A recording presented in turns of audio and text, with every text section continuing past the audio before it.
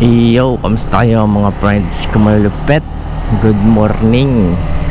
So, ngayong araw nga pala may kukwento lang ako sa inyo. Nagpalit ako sorry. So, nung isang buwan ba or 2 months ago, nagpalit ako ng battery ng remote nitong sniper. Nitong sniper ko. Tapos makalipas ang ilang paggamit, ayaw niya gumana. So noong una namang problema ako, ayaw gumana.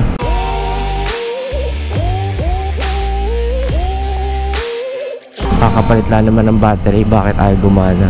Parang gusto ko na sana gusto ko na sanang mag-post sa FB, sa FB group ng mga naka-sniper. So tinry ko ulit, ayaw. Tapos binuksan ko, kasi binalik ko ulit.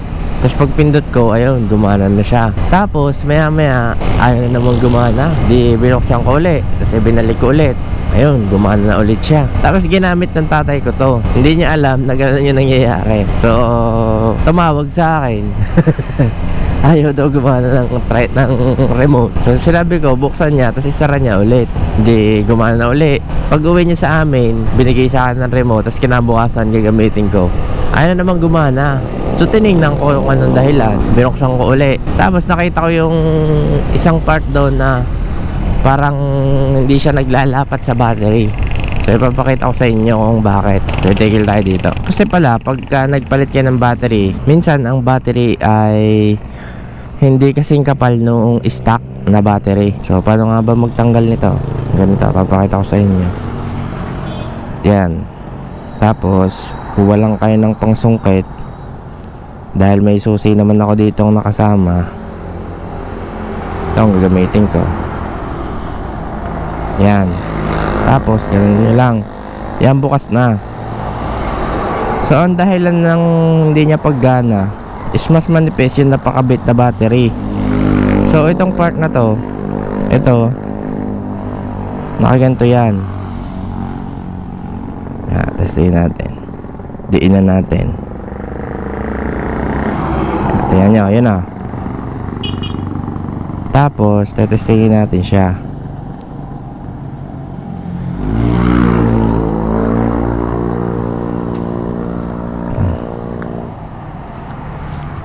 Sana makauwi pa ako.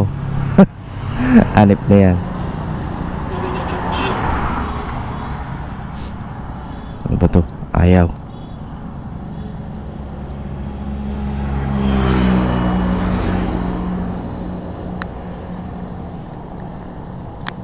Yan. Yan. Nagana siya, lumapat. Pero yun dahilan. Pagkain ito, parang nakaganyan yan eh. Tayo lang natin. Tulak pa natin.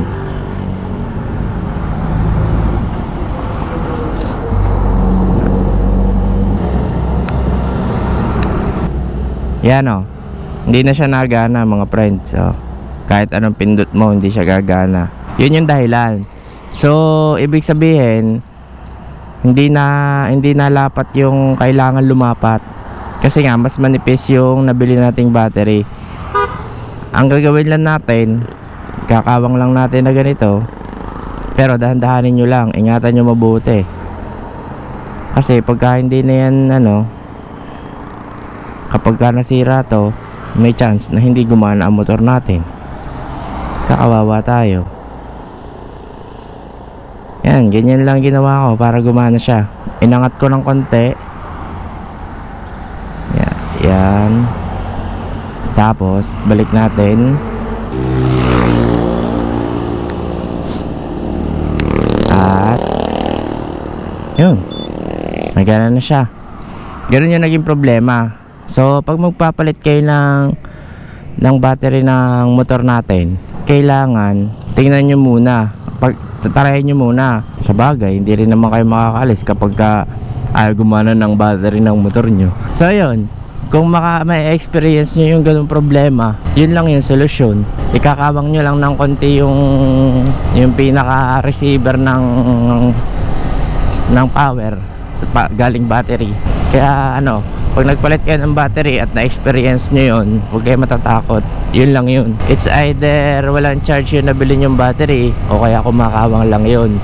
Yun lang yung ano doon, yung catch doon. I-try nyo muna ganunin. I-try nyo munang ganunin. Tapos pag hindi pa ulit gumana, mag-try ulit kayo na isa pang battery. So yun, na-experience ko lang naman siya at gusto kong i-share.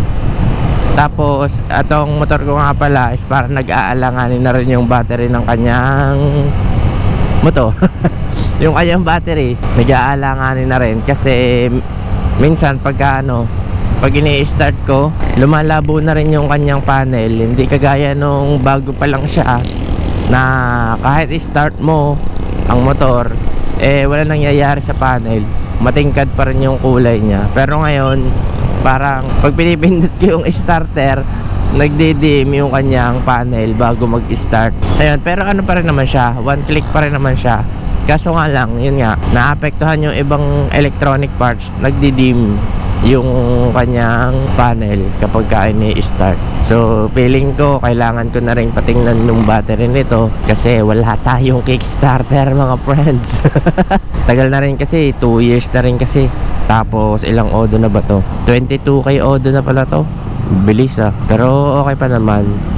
Para pa rin naman siyang bago Yun nga lang, may mga parts talaga na nawa-worn out sa tagal ng paggamit. At saka kahit hindi ginagamit, may mga parts na nawa-worn out. Minsan nga ang battery nade-drain pag hindi ginagamit or madalas nade-drain talaga ang battery kapag hindi ginagamit.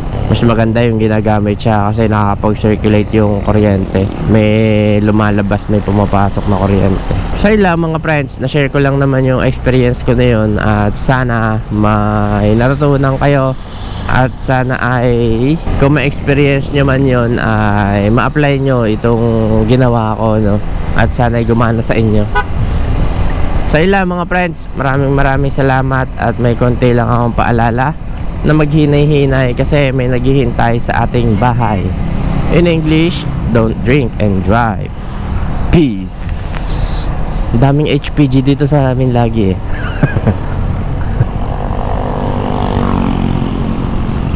lagi may HPG dito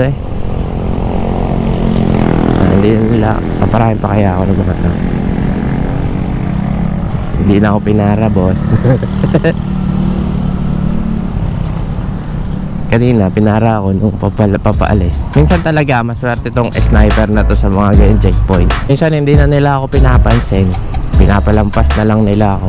Sabi nila, bahala ka na, malaki ka na, alam mo nang ginagawa mo.